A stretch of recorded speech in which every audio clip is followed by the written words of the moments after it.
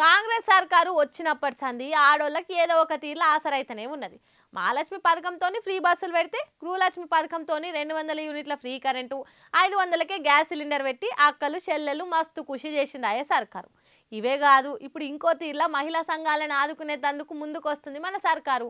మళ్ళా ముచ్చటేందో పురాగార్చుకుందాం పాండ్రి. ఇచ్చిన 6 గ్యారెంటీలల్లా మెల్లగా ఒక్కొక్కటి అమలు చేసుకుంటూ వస్తున్న సర్కారు ఇప్పుడు సర్కారీ స్కూళ్ల మీద నజరేసింది. సర్కారీ స్కూళ్లల్లా పోరల యూనిఫామ్లు, టాయిలెట్లు, మంచినీళ్లు, బల్లలు, బెంచ్లు ఇవన్నీ చక్కగా ఉన్నాయా లేవా, బడి పోరగాళ్లకు అన్ని సౌలతులు బరాబర్ అందుతున్నాయా లేక నడమ ఎవరన్నా కింద మీద చేస్తున్నా అని చూసుకోనికి బాధ్యతను మహిళా స్వయం సహాయక సంఘాలకు అప్పగించే ఆలోచన చేస్తుంది సర్కారు. ఇట్లా చేస్తే అటు స్కూళ్ల మీద ఎప్పటికీ పనులు చక్కగా నడుస్తున్నాయా లేవా అని నజర్ పెట్టినట్టుంటది. ఇటు ఆడోళ్లకు సుత ఉపాధి ఇచ్చినోళ్ళం అయితామని అనుకుంది. గట్లనే రాష్ట్రంలో ఉన్న అన్ని సర్కారీ స్కూళ్లు, కాలేజీలకు కరెంట్ సరఫరా, సోలార్ ప్యానెళ్ల మీద ఒక కన్నేసి ఉంచాలని చెప్పిరు. అన్ని సౌలతులు ఈ స్కూళ్లు, కాలేజీలలో చదువుతున్న ప్రతి ఒక్క పోరనికి అందేటట్టు చూసుకోవాలని ఆఫీసర్లకు సూటిగా వార్నింగ్ ఇచ్చింది సర్కారు. ఇక రాష్ట్రంలో ఉన్న అన్ని సర్కారీ స్కూళ్ల పరిస్థితులను ఎప్పటికప్పుడు వెబ్సైట్లో పెట్టి టీ-షర్ట్ వాడి డిజిటల్ క్లాసులు చెప్పాలని ఆర్డర్ చేసిరు. ఇవన్నీ పనులు ఈ స్కూళ్లకు ఎండాకాలం సెలవులు ఒడిషేలోపే అయిపోవాలని సర్కార్ సీరియస్ గా చెప్పేసింది. పక్క రాష్ట్రాలలో ఉన్న పద్ధతులను మన తాన కూడా వాడి చదువుకునే పోరులకు మంచి సౌలతులు చదువు అందేటట్టు చూడాలన్నదే గవర్నమెంట్ ఆలోచన.